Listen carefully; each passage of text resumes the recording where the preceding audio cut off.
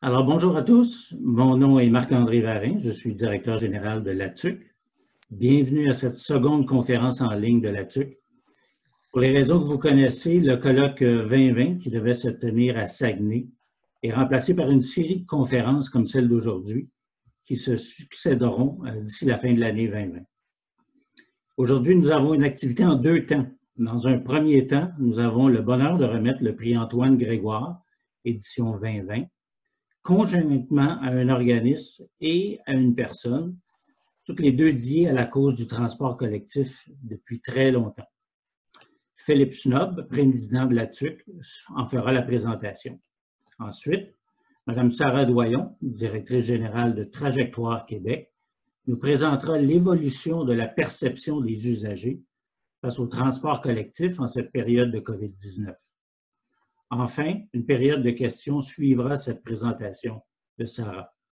Vous pouvez écrire vos questions au bas de la page de votre écran Zoom sous le questions-réponses, le fameux Q&A. Et je sélectionnerai les questions que je poserai directement à Sarah. Je cède donc la parole à Philippe, président de la TUC, pour le dévoilement du prix Antoine Grégoire 2020. Philippe? Merci Marc-André. Merci à tous ceux et toutes celles qui sont présents aujourd'hui pour cette deuxième conférence. Ça a été un bon succès la semaine dernière également avec Alain Mercier et Mohamed Mesgani de l'UITP. Donc, merci d'être encore présents. Un événement évidemment qui remplace notre colloque annuel, mais un élément annuel qui est présent depuis plusieurs années nous a semblé important de poursuivre cette année, que ce soit en virtuel ou en personne, c'est la remise du prix Antoine Grégoire, qui, cette année, sera remis, comme l'a dit Marc-André, à une personne et à un organisme auquel est liée cette personne. Donc, je suis très heureux de vous annoncer que le prix Antoine Grégoire 2020 sera remis conjointement M. François Pepin ainsi qu'à Trajectoire Québec. Alors, félicitations à François, félicitations à Trajectoire. Pour entourer tout ça d'un peu de protocole, je vais faire quand même une présentation des raisons qui ont poussé le jury à octroyer ce prix-là. François Pepin est un passionné de transport collectif. Il a consacré sa carrière d'ingénieur, vous le savez probablement, à la planification des transports collectifs et consacre maintenant sa retraite à défendre les usagers et à faire la promotion des alternatives à l'auto solo. François est toujours prêt à aider Trajectoire. Il ne compte pas ses heures pour soutenir la permanence, que ce soit en accordant des entrevues, en participant à la rédaction de documents, prononçant des conférences. Il ne rate jamais une occasion de transmettre sa passion et sa conviction que l'avenir est à la mobilité durable, tant pour ses bienfaits environnementaux qu'économiques et sociaux. François a d'abord eu une importante carrière de planificateur à la Société de transport de Montréal. Il s'est ensuite impliqué bénévolement à l'Association de défense des droits des usagers Transport 2000, qui est devenue Trajectoire Québec, et il occupe la fonction de trésorier de 2013 à 2015 et est devenu président du conseil d'administration depuis, poste évidemment qu'il occupe toujours. Il est fréquemment sollicité comme expert en planification des transports. Ça vient avec le poste, mais ça vient avec la crédibilité aussi qu'a la personne, tant par les médias que par les organisations de la société civile. Il a participé notamment au comité consultatif d'aéroport de Montréal, au comité de suivi du livre blanc Cap sur l'Est de la Chambre de commerce de l'Est de Montréal, au comité de suivi de la politique de mobilité durable et au comité sur les relations entre les inspecteurs de la STM et la communauté qui a été créée par la Société de transport de Montréal. Alors, bravo François.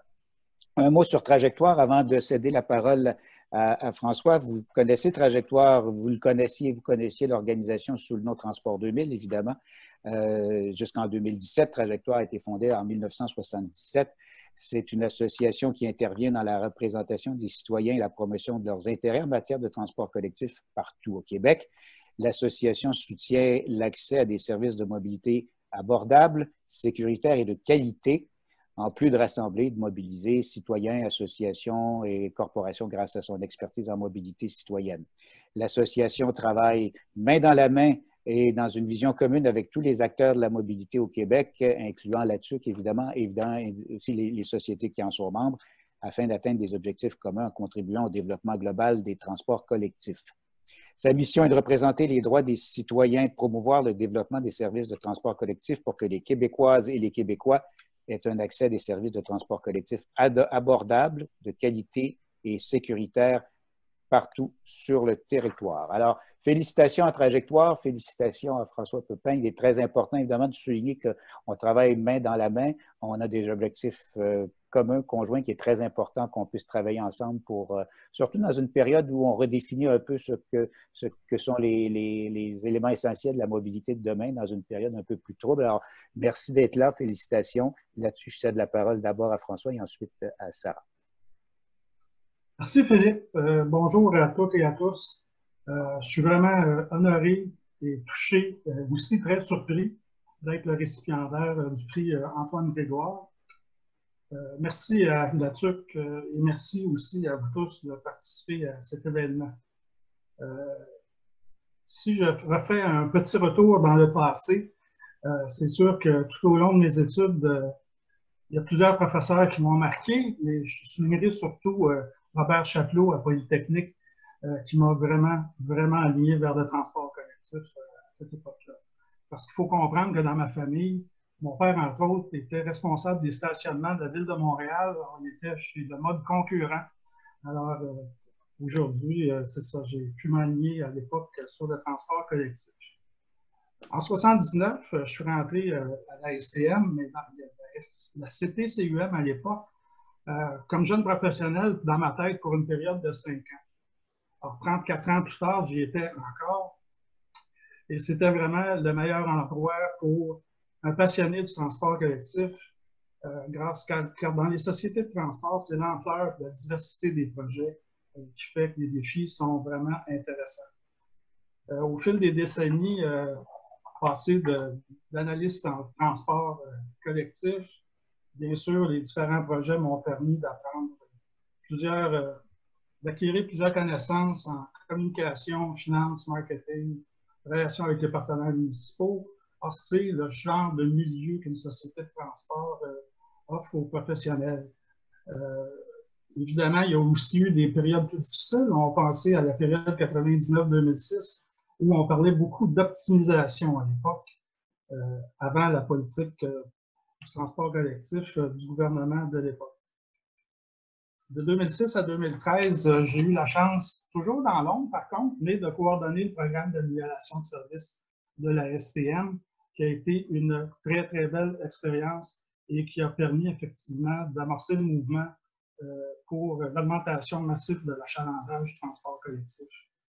Donc, je suis fier de ces réalisations au fil des années, mais tout cela est impossible sans les collègues. Comme disait Tréphile Lacombe, un ancien directeur général, les ressources précieuses que j'ai eu le plaisir de côtoyer et de supporter comme gestionnaire, et plusieurs amis au fil de ces 34 ans. Depuis 2013, j'ai la chance de poursuivre ma passion au sein de Trajectoire Québec, une association que je connaissais déjà, mais de l'autre côté du miroir. Et dans le fond, Trajectoire, c'est vraiment une équipe formidable qui fait des miracles avec très peu de moyens et toujours avec la même préoccupation. Comment améliorer la mobilité des citoyens. Tout cela représente l'essentiel de mon humble contribution depuis plus de 40 ans au développement du transport collectif et à l'amélioration de ses services afin de mieux servir la population. En conclusion, je vais me permettre de vous dire, travailler pour l'usager, ou les transporteurs l'appellent le client, mais faites attention aussi à vos partenaires, à vos collègues et à vos employés. Prenez soin de vous, de votre famille, parce que ce qui compte avant tout, c'est l'humanité que nous avons tous. Merci à tout le monde. Je passe la parole à Sarah. Bien, merci beaucoup. Moi, j'ai appris cette surprise-là il y a quelques minutes. En fait, je savais que François recevait un prix, mais je ne savais pas pour Trajectoire. Alors, merci beaucoup à la TUC pour cette reconnaissance-là. C'est vraiment un honneur pour moi de recevoir le prix au nom de Trajectoire Québec. Puis, évidemment, je le reçois bien humblement. Donc, je suis à la tête de Trajectoire depuis seulement 2 ans, alors que l'association a 43 ans d'existence. Donc, si elle est là aujourd'hui, c'est grâce à l'implication de nombreux usagers, des citoyens mobilisés. C'est grâce aussi aux employés qui se sont succédés à la permanence. Puis là, j'ai une pensée spéciale pour Normand Partien, qui a été à la tête de Transport 2000 pendant de nombreuses années, puis qui nous a quittés un peu plus tôt cette année. Donc, ce prix-là est évidemment partagé avec lui, avec tous ceux qui se sont impliqués puis qui ont contribué depuis 1977 pour faire entendre la voix des usagers.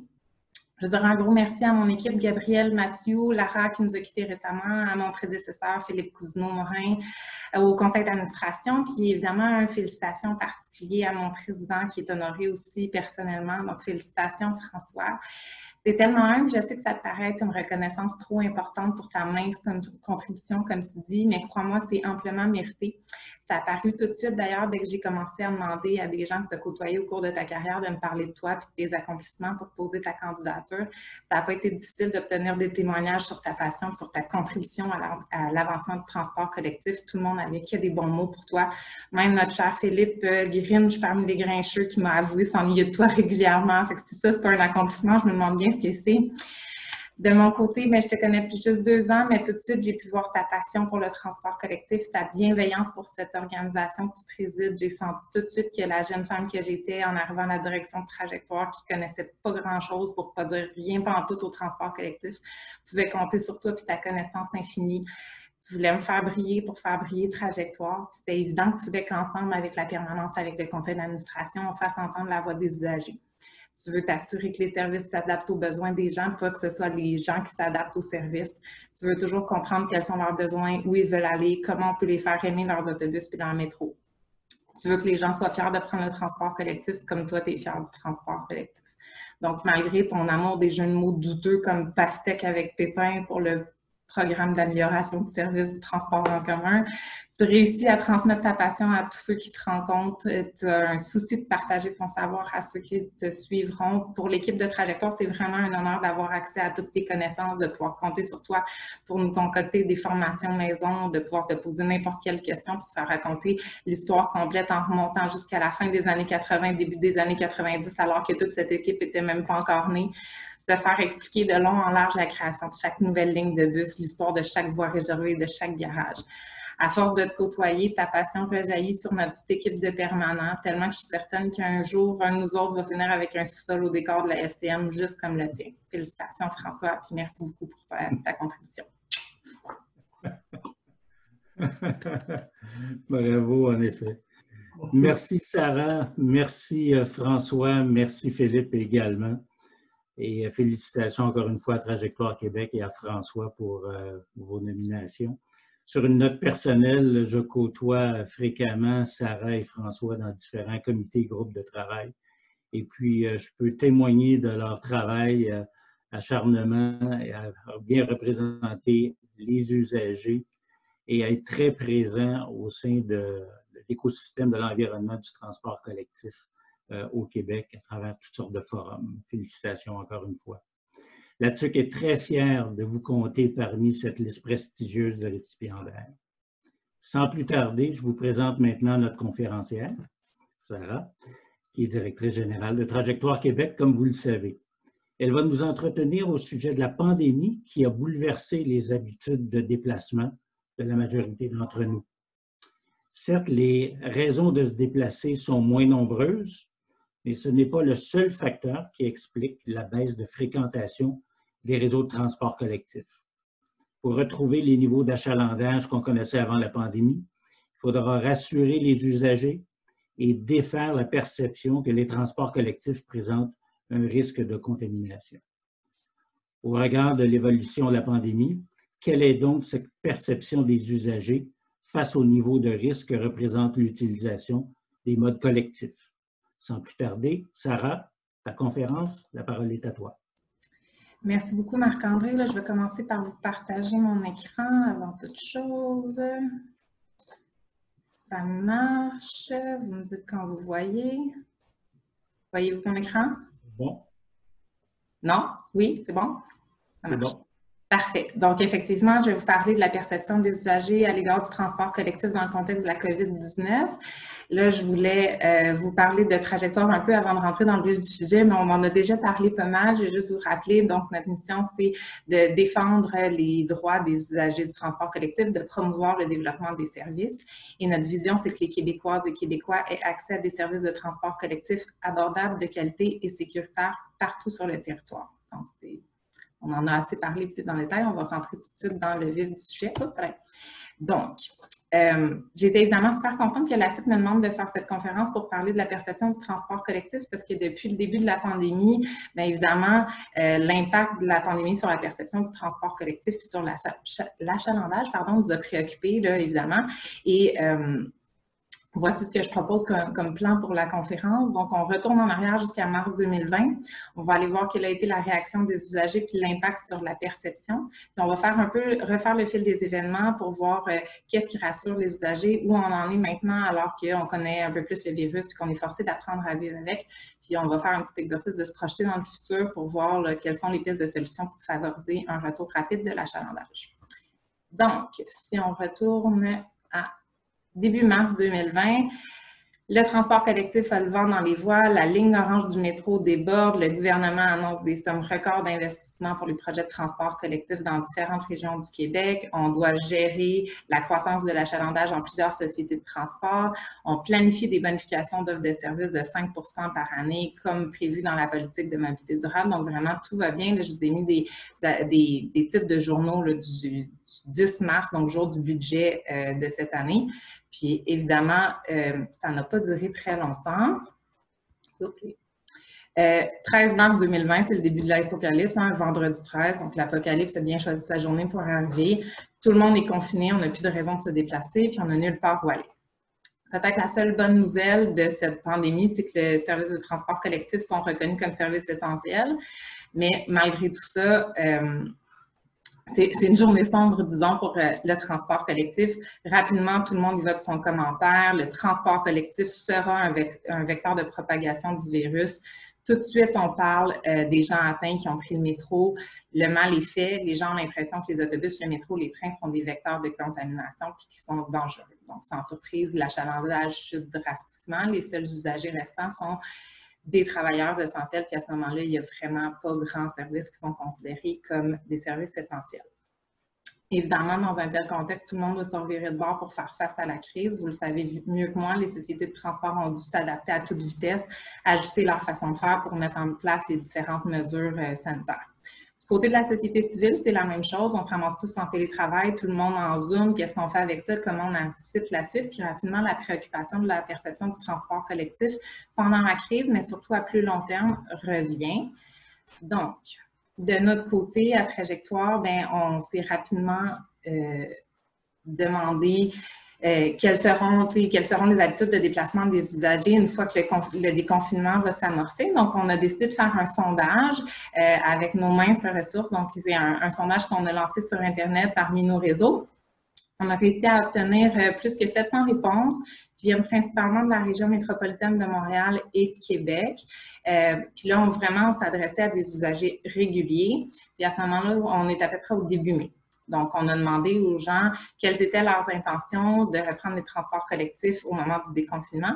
Puis, malheureusement, on a constaté que 25 % de nos usagers réguliers affirmaient qu'ils ne reviendraient pas dans le transport collectif par peur du virus. Heureusement, on a aussi 46 % des répondants qui ont affirmé vouloir reprendre les transports collectifs parce que ça demeure le moyen le plus efficace de se déplacer. On en a d'autres, par contre, là, un 28 % des usagers qui ont dit qu'ils allaient revenir dans le transport collectif, mais plutôt par obligation, donc faute d'autres moyens de se déplacer. Donc, on parle plus d'une clientèle captive là, qui ne peut pas nécessairement se permettre le luxe d'avoir peur du transport collectif. On a voulu savoir, maintenant qu'on sait qu'ils ont peur, quelles étaient leurs sources principales de crainte. Puis ici, il y avait plusieurs réponses possibles. On a mis différents choix de réponses sur des éléments qui pouvaient susciter de la crainte. Puis ce qu'on a remarqué, c'est que ce qui préoccupe le plus les usagers, ce sont le respect des mesures sanitaires par les autres usagers, l'incapacité à respecter la distanciation physique et le nettoyage des surfaces fréquemment touchées par la clientèle. Là, je le sais, là, je vous entends penser jusqu'ici, le problème dans le transport collectif, c'est toujours les usagers, mais bon, dans ce cas-ci, c'est un peu vrai, malheureusement.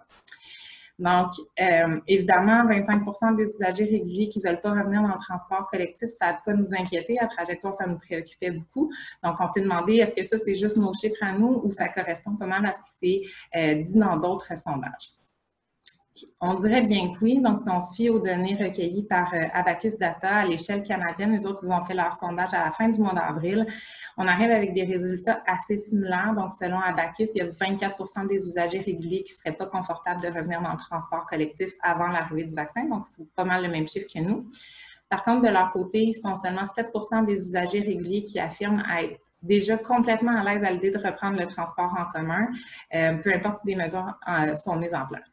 Les pourcentages restants, c'est des gens qui sont prêts à revenir à condition qu'il y ait des mesures qui soient mises en place.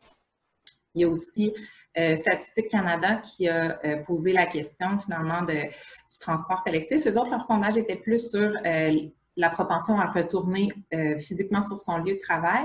Et on a remarqué que 74% des répondants qui étaient à l'aise avec un retour au travail étaient très ou extrêmement préoccupés par l'utilisation du transport collectif, tandis que chez les répondants qui affirmaient ne pas être à l'aise de retourner au travail, 94% mentionnaient la crainte du transport collectif comme une des raisons principales. Donc, qu'on soit à l'aise de revenir au travail ou non, finalement, les transports collectifs restent une source de préoccupation importante pour les gens qui ont été sondés. Le sondage révèle aussi d'autres choses intéressantes. Donc, il n'y a pas eu de changement significatif au niveau des déplacements en voiture. Ceux qui se rendaient au travail en voiture avant la pandémie, il est encore 84% à le faire encore en juin. Par contre, pour les usagers du transport collectif, il était seulement 24% à continuer d'utiliser le transport collectif. Il y en avait 34% des usagers réguliers qui ont changé pour un autre mode de transport, qui est majoritairement la voiture, alors que 42% sont plutôt en télétravail. Puis là, ça vient remettre en perspective justement l'idée qu'il n'y a personne dans le transport collectif parce que tout le monde est en télétravail. C'est vrai pour une partie des usagers, mais ça n'explique pas tout. Là, c'est sûr que ces données-là sont pour le Canada en entier, puis c'est peut-être différent si on regardait uniquement Québec, mais bon, je n'ai pas accès à ces données-là. Par contre, si on se fie à une étude de Deloitte qui a été faite au printemps, qui évaluait les perceptions des usagers dans 8 grandes villes canadiennes, on a remarqué que les résultats sont sensiblement les mêmes d'une ville à l'autre, sans égard à l'intensité de la pandémie d'ailleurs. Donc, les résultats pour Montréal, qui a connu une première vague très forte, comparativement aux résultats pour Vancouver, qui a connu très peu de cas dans la première vague, mais étaient très, très similaires. Donc, on peut estimer que les données pour l'entièreté du Canada ne doivent pas être si différentes des données pour le Québec dans ce cas-ci. Là, c'est bien fun de savoir que les usagers ont peur du transport collectif. Ce qui est intéressant de savoir, c'est surtout ce qui les rassure. Évidemment, on s'est posé la question. Notre sondage a demandé aux usagers quelles étaient les mesures qui augmenterait leur sentiment de sécurité dans le transport collectif. Encore une fois, on a permis plusieurs réponses. Puis ce qui est ressorti très massivement, c'est que le port du masque était une mesure qui venait rassurer les usagers. Et là, à ce moment-là, on est au début du mois de mai, donc il faut se rappeler que le gouvernement tergiverse encore sur le port du masque. On a peur d'en manquer pour le milieu de la santé. C'est pas obligatoire nulle part, mais l'idée commence à faire son chemin là, dans les mentalités. Donc, on a eu plusieurs usagers qui se disaient rassurés par un port du masque obligatoire, et c'est revenu beaucoup dans les questions ouvertes là, de rendre le port du masque obligatoire dans le transport collectif. Ce qui les rassurait aussi, c'était le plafonnement du nombre d'usagers par autobus, puis évidemment l'accès à du gel désinfectant pour la désinfection des surfaces. Encore une fois, on s'est demandé si nos chiffres correspondaient aux autres sondages. Puis au niveau des mesures qui rassurent les usagers, on remarque un peu une plus grande variation que dans les chiffres qui témoignaient de la crainte. Par contre, les grandes tendances sont relativement les mêmes. C'est les pourcentages qui varient un peu plus. Donc, si on revient à la même étude de Deloitte dont je vous parlais il y a quelques instants, la principale mesure qui rassure les usagers, ce serait d'abord le nettoyage des installations, puis la communication autour de ce nettoyage-là, suivi de près par le port du masque et la distanciation physique. Loin derrière, on retrouvait tout ce qui est plutôt technologique, comme le traçage, la prise de température, des certificats de santé, des mesures un peu plus flyées. Là, ils ont testé toutes sortes d'affaires. Puis, c'est vraiment la communication entourant le nettoyage des surfaces qui était la mesure la plus rassurante pour les usagers, probablement parce que c'est une mesure sur laquelle les usagers n'ont aucun contrôle, contrairement à la distanciation, où on peut un peu choisir de se déplacer, attendre le prochain autobus ou le port du masque, par exemple. Donc, du côté d'Abacus, de ce côté-ci, on a regardé les 69 d'usagers qui étaient prêts à retourner dans le transport collectif sous certaines conditions, mais quelles étaient ces conditions-là pour les rassurer? Donc, il y a 68 des usagers qui souhaitent que les surfaces soient nettoyées plus régulièrement, ce qui a évidemment été mis en place par les sociétés de transport.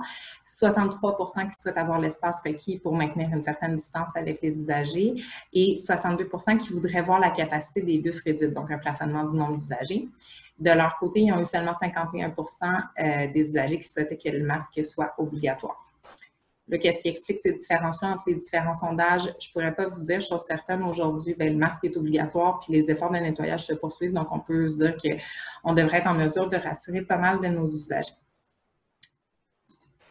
Là, tous ces sondages-là ont été faits au printemps. Alors qu'on semblait sortir de la première vague, on a eu un petit répit cet été, puis là, évidemment, on se ramasse dans une interminable deuxième vague. On peut donc se demander, à la lumière de ce que les gens prévoyaient adopter comme comportement de déplacement au printemps, quels ont été les impacts réels, comment ils se déplacent aujourd'hui. Puis maintenant qu'on en sait plus sur le virus, sur sa transmission, est-ce que le traitement médiatique est un peu différent de celui du mois de mars? Est-ce qu'on a réussi à rehausser le niveau de confiance des usagers? Donc, si on commence par regarder les habitudes de déplacement des gens, bien ici, on vous présente la demande de déplacement pour tout le Québec entre le 13 janvier et le 23 novembre dernier. Ça, c'est selon les demandes d'itinéraires d'Apple.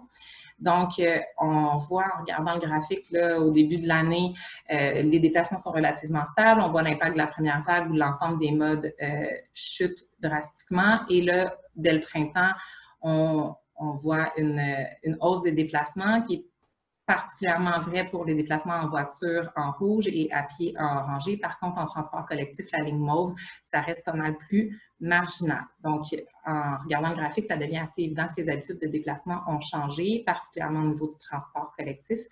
Puis, on peut donc présumer que c'est certainement pas uniquement le manque de raisons de se déplacer qui explique les taux si bas d'achalandage, sinon on verrait aussi un effet sur les autres modes de déplacement. Donc, ce qu'on peut déduire, c'est effectivement ce qu'on craignait, qu'on a des usagers qui ont quitté le transport collectif au profit de la voiture. On a d'ailleurs un sondage de hebdo.net qui a été réalisé à la fin du mois d'août auprès de nouveaux acheteurs de voitures qui semblent vouloir confirmer cette hypothèse-là. En effet, il y a un quart des nouveaux propriétaires de véhicules motorisés qui affirmaient acheter une voiture, prendre le volant en raison de leur refus d'utiliser le transport collectif. Donc, malheureusement, on a perdu des usagers. Puis une fois que la voiture est achetée, c'est quand même plus difficile de convaincre les gens de revenir dans le transport collectif. Du côté de l'achalandage, par contre, bon, vous le savez mieux que moi, c'est un peu mieux en cette deuxième vague qu'à la première vague, probablement parce que, bon, là, ils nous disent qu'on n'est pas confiné 100%, l'économie est encore ouverte, on peut aller au bureau jusqu'à 25% de capacité. Donc, évidemment, on s'attend à ce que l'achalandage soit un peu mieux qu'à la première vague. Ici, c'est les données de la STM qui ont été publiées dans le Devoir la semaine dernière. Donc, on serait à 34% de l'achalandage, de ce que l'achalandage était avant la pandémie, alors que pendant la première vague, on était à 10%. Par contre, ces chiffres-là, ce que ça ne permet pas de savoir, c'est comment les gens qui sont dans le transport collectif se sentent. Il faut quand même garder en tête que ce n'est pas parce qu'on prend les transports en commun qu'on n'a aucune crainte. Il y a beaucoup d'usagers qui sont dedans, mais qui peuvent ressentir une crainte même s'ils sont là, notamment si on se rappelle le 28% là, de clientèle captive dont je parlais au début, ils n'ont pas d'autres moyens de se déplacer, donc ils sont dans le transport collectif, pas nécessairement parce qu'ils sont très rassurés, mais parce qu'ils n'ont pas d'autre choix. C'est d'ailleurs ce qui est ressorti d'un article de Radio-Canada qui a été interrogé des usagers dans la région de Toronto. Donc, ils étaient nombreux à affirmer avoir peur à cause de l'incapacité à respecter la distanciation physique, notamment. C'est souvent vrai dans les quartiers plus défavorisés. Ce sont des travailleurs essentiels en santé ou dans les commerces de détail qui n'ont pas d'autres moyens de se déplacer. Puis d'ailleurs, il y a certains usagers qui mentionnaient aussi l'impossibilité d'attendre le prochain bus, par exemple, puis d'ajuster leur trajet selon l'achalandage des bus pour éviter de se ramasser avec trop d'usagers parce qu'ils n'ont pas d'horaire flexible, ils n'ont pas vraiment cette flexibilité-là pour se permettre d'autres trajets. Bon, là, vous me direz, c'est Toronto, c'est pas nécessairement pareil ici. C'est vrai, mais ce que je vous dirais là-dessus, c'est que ça va beaucoup dans le sens des témoignages qu'on reçoit à Trajectoire, autant de certains usagers qui sont dans les transports collectifs que d'autres qui n'ont pas eu à y retourner pour le moment, mais qui disent avoir peur. C'est toujours l'impossibilité de respecter la distanciation qui semble la principale crainte. Puis, Là, je vais me permettre une petite mise en garde. On a parfois tendance à prendre ces témoignages-là pour des anecdotes, voir ça comme un phénomène marginal des gens qui sont dans le transport collectif mais qui ont peur. J'ai envie de vous dire qu'au contraire, il faut plutôt voir ces gens-là comme des experts de vécu qui nous expriment une crainte réelle, puis se dire que chacun des témoignages qu'on reçoit cache probablement plusieurs autres usagers qui ressentent la même chose mais qui ne nous l'expriment pas. Donc, voilà, il faut garder ça en tête puis éviter de voir ça comme anecdotique. D'ailleurs, je vous ai mis aussi le titre d'une lettre ouverte qui a été publiée par le RUTA de Sherbrooke métropolitain qui est paru plus tôt cet automne. C'est avec un titre comme « Péril en transport en commun ». On comprend que le niveau de crainte est plutôt élevé. Puis là, c'est des usagers qui expriment dans les médias avoir peur du transport collectif justement parce qu'il n'y a pas de possibilité de maintenir la distanciation physique. Puis évidemment, bien ça, c'était rien pour rassurer les gens qui ont des craintes et qui n'ont pas osé y retourner encore. Il y a d'autres choses qui se passent aussi qui ne nous aident pas à rassurer les gens. Donc, on a vu des exemples d'employeurs qui mentionnent dans leur guide de retour au travail destiné à leurs employés d'éviter les transports collectifs et de privilégier plutôt la voiture ou le vélo. Donc, évidemment, ça contribue à perpétuer cette fausse impression que les transports collectifs sont dangereux dans le contexte de la pandémie. Puis, sachons-le, on aura donc beaucoup de travail à faire pour rebâtir la confiance du public. Bon. Maintenant qu'on le sait que cette peur est injustifiée, au moment de la première vague, on en savait tellement peu sur le virus, sur les modes de transmission, plusieurs mesures sanitaires qui n'étaient pas encore en place. Donc, c'est pas étonnant qu'on ait vu des reportages qui mentionnaient que le transport collectif allait être un vecteur de propagation, puis pas étonnant non plus que les usagers aient eu peur. Maintenant que notre connaissance du virus s'est améliorée, qu'on sait qu'il n'y a eu aucune éclosion dans le transport collectif, c'est donc un endroit relativement sécuritaire grâce à de la ventilation notamment. Bien, est-ce que le traitement médiatique a évolué? Bon, je vous dirais qu'un peu, mais c'est loin d'être parfait. On a vu la directrice de la santé publique de Montréal en point de presse mentionner qu'il y avait eu aucune éclosion dans le transport collectif, ce qui est une bonne chose. On a vu quelques articles de journaux qui allaient dans le même sens. Vous avez peut-être vu le reportage de Découverte qui était excellent d'ailleurs. Puis là, je vais vous mettre le lien, si vous me donnez une seconde dans le chat. Comment je fais ça? En tout cas, je vais vous mettre ça dans le chat, ça ne sera pas long. Puis, je vous invite à le regarder, il est vraiment, vraiment super. Par contre, on a d'autres reportages qui vont vraiment dans le sens contraire. On voit des choses comme celui que je vous ai mis là, qui est un reportage de RAD, qui est une source relativement crédible, qui identifie les transports collectifs comme présentant un risque modéré. En fait, le reportage cherchait à évaluer le niveau de risque de certaines de nos activités. Le transport collectif a été considéré comme présentant un risque modéré, qui est le même niveau que passer un après-midi en classe, alors qu'on sait qu'il n'y a eu aucune éclosion dans le transport collectif, mais qu'il y en a plusieurs dans les écoles. Fait il y a encore des médias et des articles qui viennent perpétuer l'idée que les transports en commun sont dangereux, alors qu'on évalue un risque théorique et qu'on n'évalue pas le niveau réel de risque, en fait, en fonction des éclosions qu'il y a eu. Puis là, évidemment, on est nombreux à attendre le vaccin. Donc, qui représente pas mal de l'espoir d'un retour à la normale. Je sais qu'on a tous hâte, qu'on aime ça penser qu'on sera rapidement revenu à la normale, notamment au niveau de l'achalandage avec l'arrivée du vaccin. Mais je voulais juste remettre les choses en perspective un petit peu. S'il y a des craintes face au transport collectif, il y a aussi beaucoup de monde qui ont des craintes face au vaccin. Donc, si on regarde les chiffres d'un sondage que Léger a effectué à la mi-novembre, on a seulement 56% des Canadiens qui affirment qu'ils recevraient le vaccin de Pfizer, qui est le premier qui semble vouloir arriver. 56% seulement des Canadiens qui prendraient le vaccin au printemps. Donc, il y a une grande zone d'incertitude encore. Les gens sont craintifs à bien des égards en ce moment. Fait qu'on devra peut-être faire un peu usage de patience avant de voir les effets massifs du vaccin sur l'achalandage du transport collectif. Maintenant qu'on sait tout ça, qu'est-ce qu'on fait? C'est ça la question difficile. Hein? Qu'est-ce qui doit être fait? Quelles sont les solutions pour ramener les gens? Si on se fie à la recherche de Deloitte, bien déjà, vous faites la bonne chose, les sociétés de transport, puis vous devez continuer. Nettoyage accru des surfaces, désinfection, communication sur vos efforts de nettoyage, c'est ce qui fonctionnerait le plus pour rassurer les usagers. Donc, on continue dans ce sens-là. Mais ça, évidemment, mais ça marche pour ceux qui sont surtout déjà dans le réseau. L'étude d'ailleurs se penchait sur les moyens de communication qui sont préférés par les usagers pour les rassurer à ce sujet-là.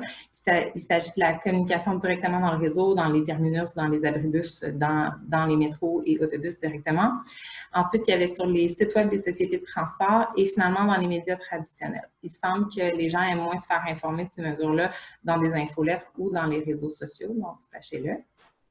De notre côté, Trajectoire, on espère aussi faire partie de la solution. Donc, on arrive avec un projet pour 2021 pour lequel on espère vraiment être financé. Donc, vous pouvez faire une petite prière pour nous. Il s'agit d'une vaste campagne de communication et de sensibilisation pour convaincre les usagers de revenir dans le transport collectif. Donc, on veut développer des messages à partir de résultats obtenus auprès de focus groups dans chacune des régions du Québec qui sont desservies par une société de transport. Donc, les focus groups vont nous aider à déterminer les messages les plus porteurs pour faire changer la perception face au transport collectif puis éventuellement faire changer les comportements. De votre côté, il y a d'autres choses que vous pouvez faire. Donc, on peut poursuivre les efforts de communication puis le nettoyage, mais il y a aussi des efforts qui peuvent être faits au niveau des relations partenaires. Donc, je vous invite à aller voir les chambres de commerce, les employeurs, les importants générateurs de déplacement pour leur expliquer l'aspect sécuritaire du transport collectif puis défaire leur peur, les encourager dans leur guide, dans leur communication à leurs employés, à encourager l'utilisation du transport collectif. Là, on veut éviter d'avoir d'autres exemples d'employeurs qui découragent l'utilisation du transport collectif auprès de leurs employés. Puis évidemment, je vous inviterai aussi, quand vous voyez des reportages trompeurs sur la dangerosité du transport collectif, de vous permettre d'écrire aux journalistes pour questionner la méthodologie et exprimer votre désaccord.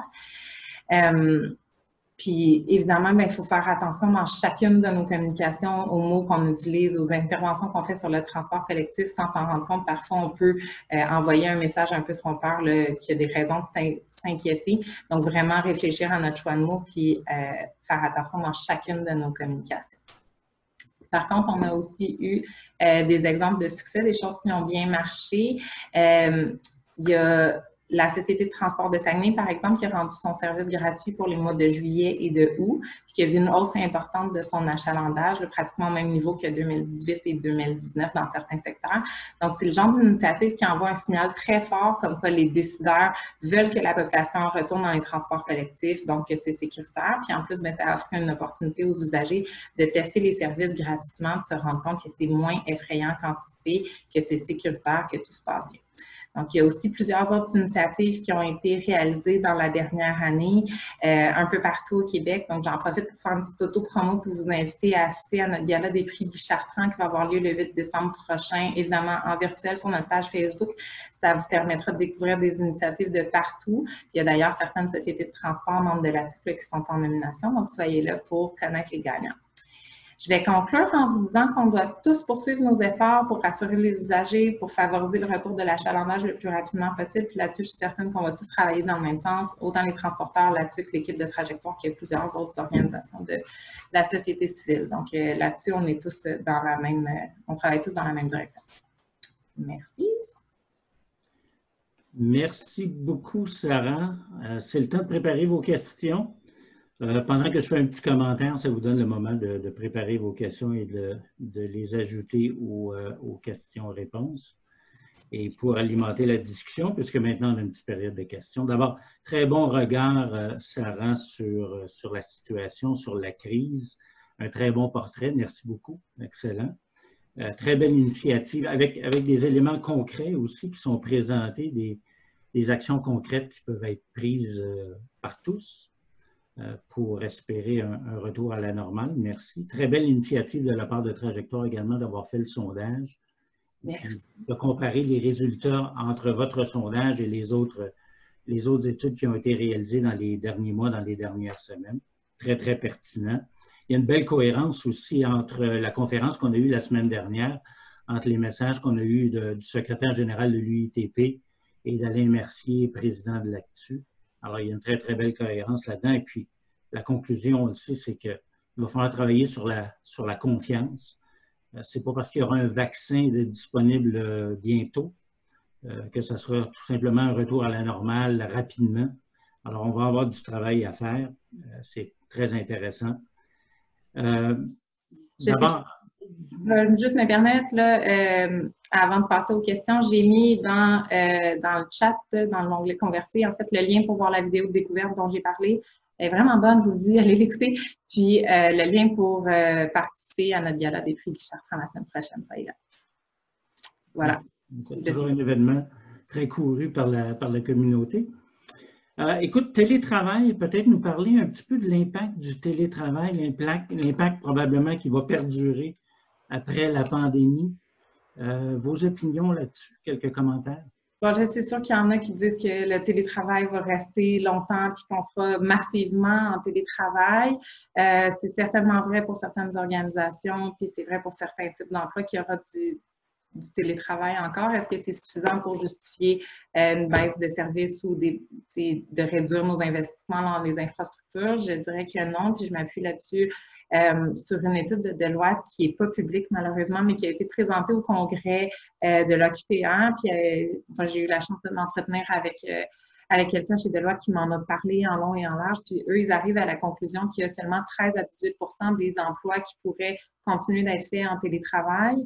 Donc, 13 à 18 % de réduction de déplacement, c'est pas suffisant pour réduire nos investissements en transport collectif ou réduire les services. Puis là, il faut penser que ce 13 à 18 %-là, c'est une réduction des déplacements, pas juste des déplacements en transport collectif, c'est des déplacements de façon générale. Donc, il y a des gens là-dessus qui se déplacent en voiture aussi. Donc, de notre côté, là, on pense qu'il faut continuer d'investir finalement dans le transport collectif, développer le service. C'est de cette façon-là qu'on attire les usagers aussi. Parce que, est-ce que vous sentez qu'il y a une préoccupation, plutôt un risque de la part des différents paliers de gouvernement de désinvestir un peu du côté du transport collectif puisqu'il y aura probablement pas une reprise immédiate complète? Pour l'instant, on ne le voit pas, mais on l'a vu quand même dans les commentaires de différentes organisations, différents citoyens, notamment avec le projet de réseau structurant à Québec dans les consultations du BAP. On a vu des gens vraiment se questionner sur l'impact de la pandémie puis sur le télétravail, si ça justifiait de faire quand même ce projet-là. Clairement, le gouvernement est sorti très en faveur du projet puis ne semble pas être préoccupé. Il faut quand même se dire qu'il y a des infrastructures de transport collectif. On fait ça pour plusieurs années, là, on ne fait pas ça pour quelques mois. Donc, on est assez confiant que les gouvernements, là, les différents paliers comprendront qu'il faut quand même continuer d'investir, mais c'est sûr qu'il y a un risque que la pression populaire pourrait vouloir aller dans le sens contraire. Okay. Question provenant des participants. Est-ce qu'il y a des questionnements parmi les usagers quant à la qualité de l'air dans les autobus? Parmi les témoignages qu'on a reçus, puis les questions qu'on a reçues, on a eu des usagers qui étaient un peu étonnés qu'il n'y ait pas de siège, de condamner un siège sur deux pour maintenir la distanciation physique, par exemple. Puis les gens, leur principale crainte, c'est là, on est tous proches, puis c'est encore pire dans le métro parce qu'on respire le même air, au moins dans les autobus, les fenêtres s'ouvrent. Puis là, je vous ramène à mon reportage de découverte qui nous explique finalement qu'il y a un énorme échange d'air, autant dans le métro que dans les autobus. Donc, c'est pour ça, d'ailleurs, que que les transports collectifs ne sont pas un lieu propice à des explosions, mais c'est vrai que c'est des préoccupations que certains usagers ont mentionnées. Il faut juste faire un travail d'éducation populaire là, pour montrer que ce n'est pas le cas. Un petit mot, tu as mentionné les clients captifs. Un peu leur réaction et comment ça se compare aux autres usagers. Tu peux peut-être élaborer un petit peu là-dessus, Sarah? Évidemment, nous, on a une préoccupation. On veut que les transports collectifs soient sécuritaires, mais on veut aussi que les gens se sentent en sécurité dans les transports collectifs. Des gens qui sont dedans, mais qui ne se sentent pas en sécurité, bien, ça nous pose problème, évidemment, parce qu'on veut qu'ils y soient bien. Mais il faut donc travailler à défaire leurs craintes. On voit quand même les efforts des sociétés de transport pour communiquer sur les mesures qu'ils mettent en place, mais on voit quand même peu d'efforts de communication sur c'est sécuritaire. Justement, là, la qualité de l'air, on n'en parle pas, puis on n'en voit pas d'informations à ce niveau-là. Ça pourrait être fait, puis ça viendrait certainement rassurer les clients captifs qui n'ont pas de possibilité de sortir, qui sont là, puis qui sont pris avec leurs craintes, puis leurs préoccupations. Il faut s'assurer de rassurer ces gens-là. Ça fait beaucoup d'assurer dans la même phrase, pardon. Aussi parce qu'eux deviennent porteurs de mauvaises nouvelles. On ne veut pas qu'ils disent aux gens qui ont peur quand ils sont dans le transport collectif. On voudrait plutôt qu'ils propagent un message de « Non, non, moi je le prends puis j'ai pas peur parce que voilà. » C'est pas le fun de voir des usagers sortir et dire « Ouais, j'ai vraiment peur. » Les gens qui sont à la maison et qui entendent ça, bien, s'ils ont d'autres opportunités de se déplacer sans prendre le transport collectif, ils vont le faire. Et malgré le fait qu'il n'y a pas de cas annoncés concrets, de transmission dans les autobus. Il faut quand même, selon vous, renforcer ce message-là? Oui. Oui, parce qu'on voit que les gens ont peur. Bon, nous, on le sait, on est là-dedans, on regarde ça tous les jours, puis on s'est demandé à tous les jours, depuis le début de la pandémie, y a-t-il une éclosion, quels sont les chiffres, on l'a creusé, puis on est là-dedans. Mais monsieur, madame, tout le monde là, qui prend le transport collectif, qui prend ça pour se déplacer, il n'a pas fait enquête, il n'a pas fait de recherche, puis on l'a bombardé de messages comme quoi le transport collectif allait être dangereux. Donc, défaire sa peur, ça prend du temps. Il ne suffit pas de l'entendre une fois, il faut répéter ce message autant qu'on nous a répété que c'était dangereux. Donc, pour défaire la peur, ça prend probablement encore plus de temps que pour l'introduire dans l'esprit des gens. Et comme tu nous le disais aussi, maintenir les mesures de nettoyage, communiquer qu'est-ce que les sociétés de transport font également. Là, je pense que c'est un paquet de messages et de communication sur une base continue avec la clientèle. Tout à fait, tout à fait. On a quelqu'un qui nous pose une question sur la tarification sociale. Ce n'est pas tout à fait lié, mais on voulait savoir, la mise en place d'une tarification sociale pourrait contribuer à augmenter l'achalandage. Je pense que vous avez des travaux là-dessus.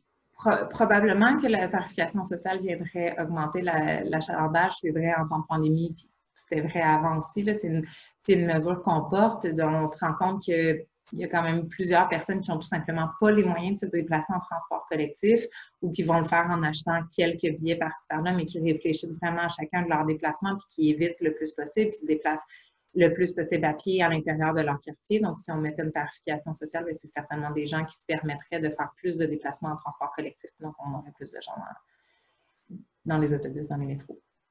OK. Excellent. On espère bien gros que ça arrive. Là, on travaille dans ce sens-là, mais c'est pas pour tout de suite, d'après moi.